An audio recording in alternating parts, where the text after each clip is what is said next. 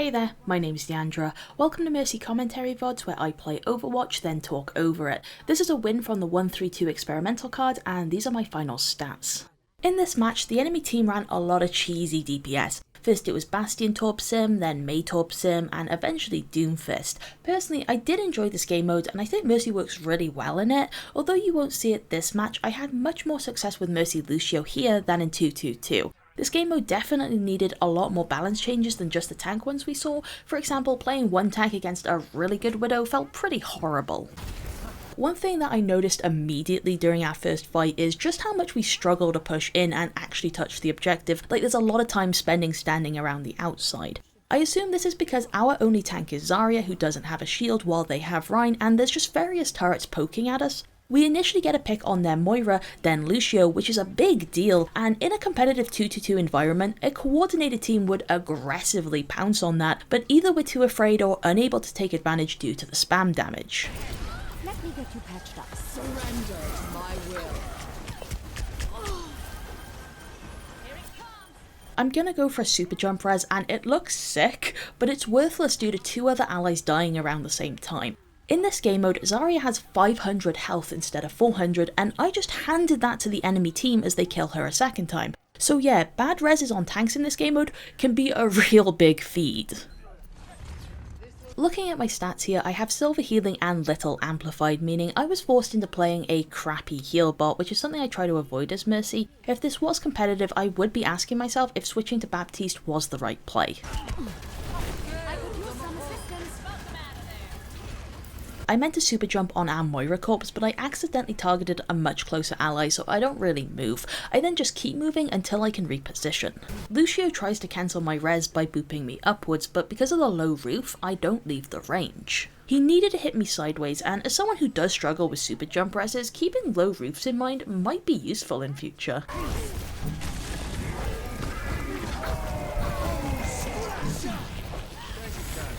I activate Valkyrie because we're even and enemy Lucio is surrounded by us. Mass damage boost should guarantee that he can't escape and allow us to make a push. I fly forward to boost our Bob and in the corner of my eye I just see this Bastion and by some miracle he does not notice me. I know his crit spot is on the back but I didn't really want to move much in case he saw me.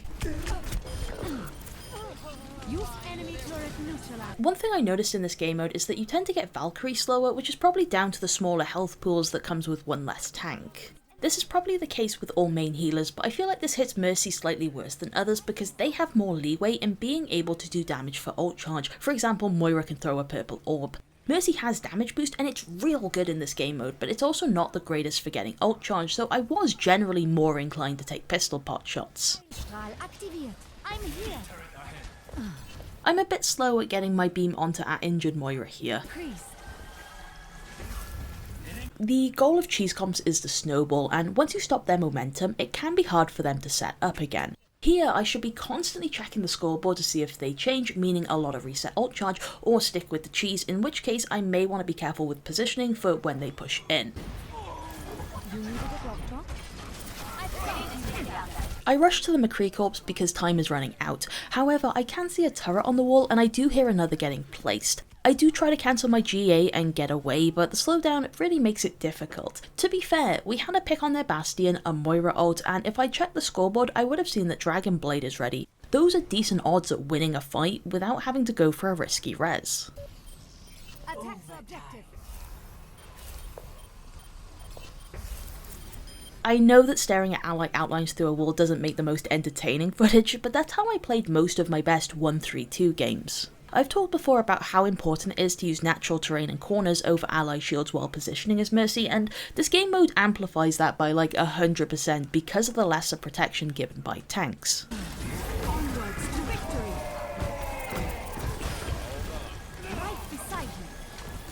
That res almost certainly would have been punished in a competitive environment, but I was kind of just betting on Mei's camera view within the block being focused on the people across from her and not me. In ranked, I occasionally panic and make less optimal plays when our second healer dies because I find it hard to trust Mercy's low healing output. For example, I might go for a stupidly dangerous res on Moira because I know we need her back. However, here, I was able to stay completely calm because I've only got one tank to keep stable.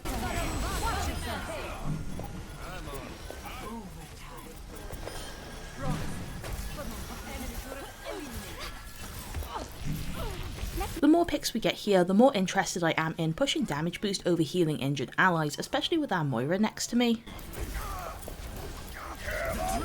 Sadly, we don't run Reinhardt this game and we do great without him, but I did start to feel like he was one of the best tanks in this game mode. The other thing is, I would have really loved to have shown some footage of Rein being damage boosted. For this game mode, his damage was increased to 90 and goes above 100 when boosted, which meant Mercy was so perfect for getting fast shatters. 15 seconds into a round, the enemy team is revealed on the scoreboard, and I forgot to give it a check here. It's especially important to do so in a mode like this with no settled meta, plus I want to immediately know if they're still running cheese to help me position. Symmetra turrets have 30 health while melee does 35 damage. Sometimes I'll walk over while beaming an ally as long as it's unlikely to target myself. It wasn't a problem this match, but I noticed in a lot of my 1-3-2 games I had little moments of beam downtime because I felt more hesitant to push up with allies, which is strange because I love playing an aggressive Mercy. I guess I maybe take our second tank for granted. I heal injured McCree, see his flashbang go off, and immediately flick on the damage boost, ignoring the missing health. May's a big target, I want to increase our chances of confirming the kill. Huge fumble on the turret there. I approach the corpse to res, but then decide against it. We've won the fight and she'll likely get back before the enemy team regroups and pushes in. I'd rather make sure we have res ready for when my team is actually engaged. If this was competitive, I absolutely would have called out over voice chat that the Teleporter and Doomfist were behind my allies. Onwards to victory. I had Torbjorn to my right and I just kind of ignored him, assuming he wouldn't be able to hit me, and to be fair he doesn't, but I feel like that's still a dangerous mindset to get into. Like, the better play is to not give him the chance to hit me.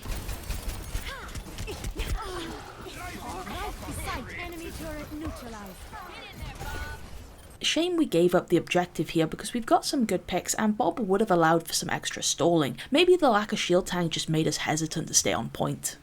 Our McCree goes Farah, and this is like the only match I had where she was actually a really good pick. In almost every other game I was against at least 2 snipers, which made Pharmacy just all round weak in this experimental mode.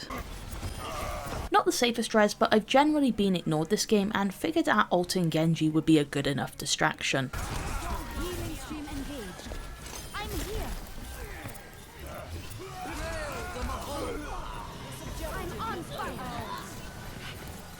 Remember when I mentioned that Symmetra turrets have 30 health? Well, Mercy's pistol does 20 per shot, so I actually needed a second one to break it.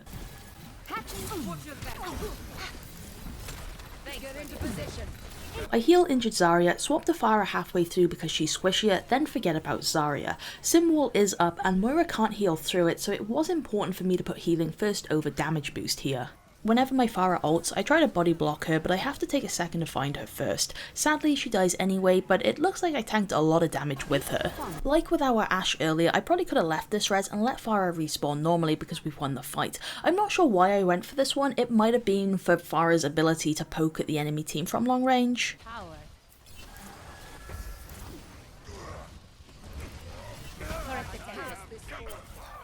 Farah gets slightly injured and I ignore it for damage boost, which is generally fine, but I still think I could have handled it quicker. Plus, she ends up missing literally 1 HP and I just did not notice.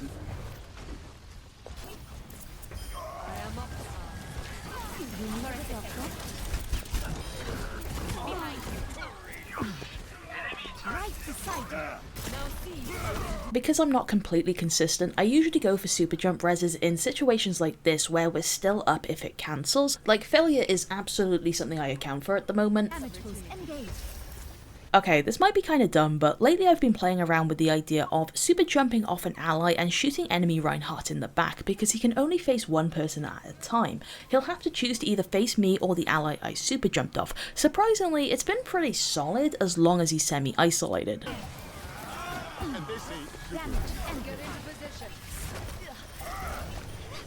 I maybe should have completely turned around the corner just in case Doomfist decided to turn around and punch towards me. Once again, I GA to the wrong ally and barely move. I noticed in this game mode that bad guardian angels and their cooldown feel very noticeable, which could possibly be due to the lack of peeling a second tank could provide if your position isn't great. I damage boost our Moira and stick on it as she gets injured because we've got picks and she can likely get the health back with her lifesteal. I want to end the fight quickly and boosted lock-on can be so good against stalls. Activate Valkyrie and decide to play from a distance because they're not running hit scan. Although I'm safe, I wouldn't have noticed if my beam didn't reach a certain ally, so maybe playing closer with a better view on teammates would have been better here.